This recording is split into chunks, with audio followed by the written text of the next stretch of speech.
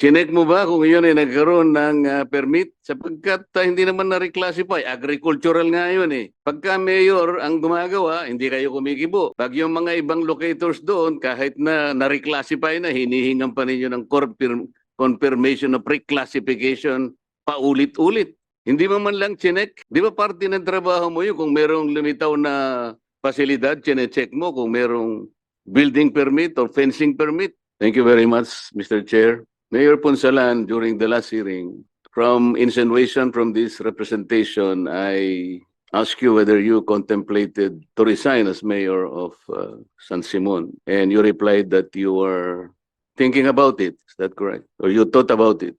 Mayor? Yes, Your Honor. And aside from that, this representation also suggested that as a sign of good faith, you may want to return the amount of 45 million pesos to the coffer of San Simon, Pampanga, to which you replied that you might be able to do that in a span of 1 year. Is that correct? Tama po, Your Honor. Basta yun po ang pinag-uutos ng batas. Susundin ko po. So after a while, since that meeting, have you done anything, a step towards those direction, Mr. Mayor? Sa ngayon po, wala pa kasi ang dami ko pong ginagawa. Katulad po kapon, nag-busy kami sa pamimigay ng ayuda sa mga farmers at nagbukas po yung aming tulay. So, And then marami po akong tinulungan ng mga tao na to the last day of my office. so is it correct to assume, Mr. Mayor, that you are not serious in any action that you would like to do in connection with those suggestions coming from this representation? Because there was nothing done, at least. Sa kabisihan ko po, sa dami po ng aking ginagawa. So, hindi ko pa po naumpisahan. Kasi sabi mo noon, magbebenta ka pa ng properties kung kinakailangan. Is Opo, that correct? pero hindi ko pa po dahil sa busy po ako. Tutulungan kita, Mayor. Di ba meron kang resort property diyan sa Barangay San Miguel? Tama? Meron po, propose pa lang po siya, hindi pa siya nag-operate, tumatakbo, hindi pa siya nag-ooperate. What do you mean propose? Propose po yun kasi dati ko na pong lupa yun. Propose ko lang na maging... So wala pang mga facilities na nakatayo doon? meron po, sa skeletal structural po. Skeletal structure. Po, at saka mga bakod po. Nakabakod na. Opo. So preparatory to the construction or development of a resort. Opo, tama po kayo. Na-reclassify na ba yun? Hindi po. San Miguel is basically an agricultural area based on your CLUP. Kasi hawak ko yung map ninyo eh. Pagkakalam ko po, hindi po. Pero nakakuha po ako ng permit nung i-construct. Teka muna, ang pagkakaalam mo, ikaw ang mayor eh. Hindi mo alam kung na-reclassify o hindi, sapagkat hindi pa Hindi pa po. nag-reclassify. Hindi pa. So, Vice Mayor, nasaan po kayo? Diyan ba yung Vice Mayor? Mr. Chair?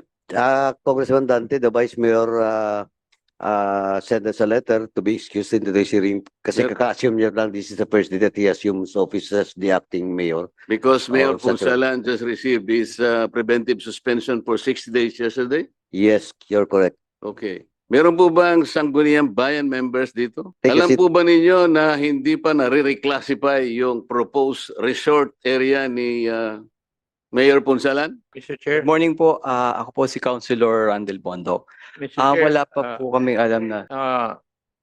Did the two gentlemen take the oath?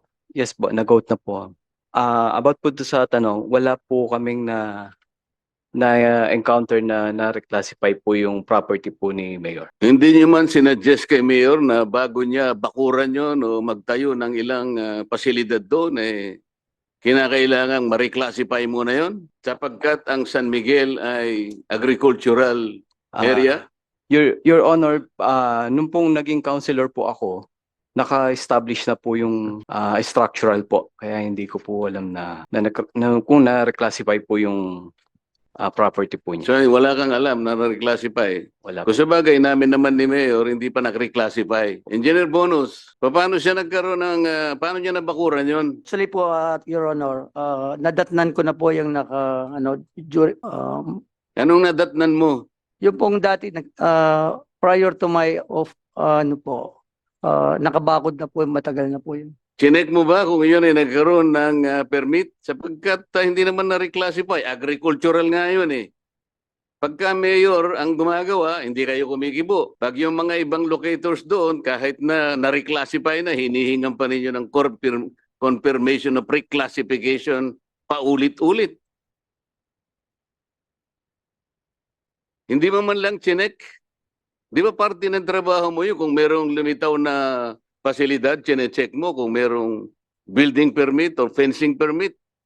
Tama ba ako? Yes, Your Honor. Oh, tiningnan mo ba? Tiningnan mo. Actually po nakikita ko po. But, Oh, tiningnan mo nga. oh, yes po. Chinek mo na kung may building permit o fencing permit. Nung po kasi nakita ko po, matagal na po kasi nakatayo na. Kaya Paulit-ulit ka eh.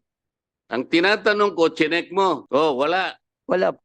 Ito yung nangyayari sa atin, Mr. Chair. Puro ganito ang nauungkat natin. Bakit pagka yung mga locators doon, katulad ng mamaya itatanong ko sa inyo, they were subject of the letter of the municipal mayor, mangilan-ilan yung kasama na yung una Grande, kasama na yung Merstil yata yun, at marami pang iba't iba. Sulat na kayo ng sulat, sinusulatan nyo pa yung planning office noon na i-hold lahat ng mga business permits until and unless they submit a confirmation of land reclassification as a requirement. Ikaw ang mayor, ikaw ang walang reclassification. Paano ngayon ang isasagot mo sa taong bayan ng San Simon, Mayor? Actually po, nung itayo ko yun, hindi pa Hindi, po, ano nga isasagot mo sa mga kababayan mo? pwede po nga magpaliwanag, Your Honor. Nung itayo ko po kasi yun, hindi pa ako mayor eh. 2015 ko po inumpisahan yun. Then, nung pong nakitang tinayo, pinay-stop po ako. Kaya naka-stop po ngayon. Panahon pa po nung previous administration, nung may tayo ko po yung mga building tsaka bakod. Hindi ka pa nga mayor, pero nagawa mo na.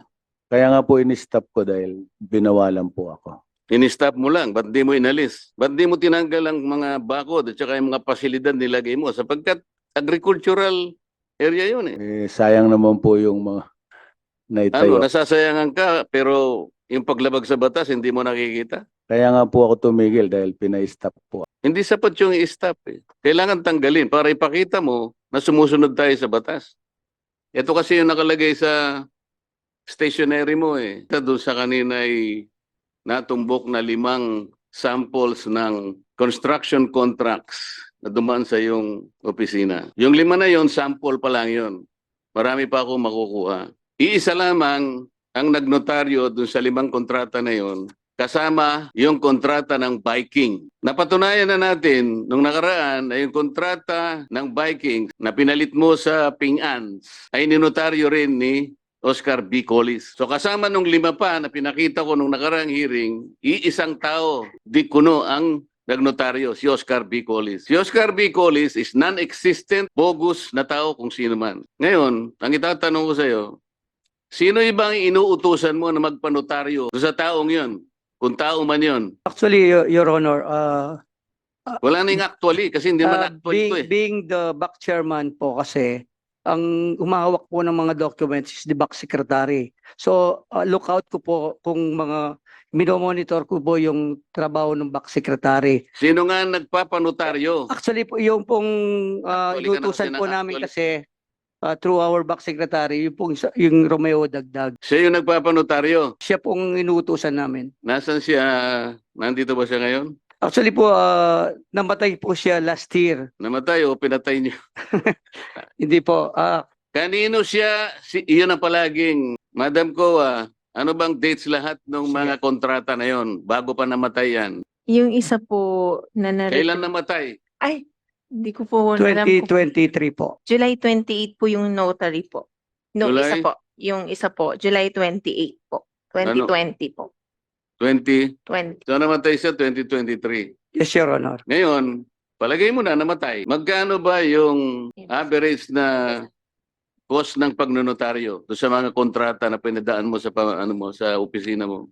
Actually po, wala po akong, hindi ko po alam yung mga binabayaran nila. Kasi, ang ginagawa po kasi namin, pag nagpapanotaryo sila, ina-attach po namin yung ID ni Mayor na with specimen signature dun sa Xerox. Likewise, yung ID ko po, may pirma ng 3. inatas po doon sa... Pero ang sinasabi nyo nga doon, kayong dalawa ni Mayor personally appeared before Oscar B. Collis eh. Pero ang totoo niyan, To yung be mga honest ID po, lang ninyo ang to be inyong honest po, Your binibigay. Honor. To be honest, Your Honor, hindi To be what? to be honest po, yung pong naging practice ko na hindi naman po ako pumupunta sa mga lawyer dahil of my busy yung trabaho ko. Kaya nga, talagang tinitingnan nga natin eh. Halimbawa na namatay na ito, pero siguradong merong cost yung pagpapanotaryo. Hindi naman libre yun, di ba? Binabayaran po yun. Oh, Attorney Canlas, ano yung average na sa San Fernando kapag ikaw ay nagpapanotaryo? Sino po ba yung mga where's the legal officer of the Sangguniang Pambayan? Hindi totoong tao yun eh. Kaya nga hinahanap natin kung sino yun sapagkat either ikaw yun o si Secretary George Carino. Kayong dalawa lang eh. Doon lang umiikot yung nagnunotaryo. Kasi uutusan mo yung namatay na tao, gagamitin yung sasakyan mo, after 10 minutes, babalik sa'yo, notaryado na. Alam ko eh, may nagsabi sa akin. Totoo hindi. Hindi po totoo yung kasi dahil hindi naman po ako nagpapagamit ng sasakyan ko sa mga nagpapanotaryo. So, hindi mo alam na itong mga pinanotaryo mo ay bogus, mga falsifikado ng mga construction contract. Yung pong, kaya nga po nagpapasalamat ako sa Congress na at least nalaman ko po na dapat aware ako po sa pagnonotaryo ngayon. Dahil nga po sa lumitaw na yan, kaya po nagpapasalamat po ako. Ngayon mo lang nalaman na hindi totoong tao si Oscar B. Collis? Opo, to tell you honestly. Gusto mong maniwala kami sa'yo? Madam Auditor, COA, anong gagawin nyo sa mga kontrata na falsifikado na pinatupad ng San Simon? Based po sa ating existing COA rules and regulation po, for the prevention of irregular, unnecessary, and excessive, it falls under irregular and then it will be subject for a notice of disallowance po. Kung it be found irregular po.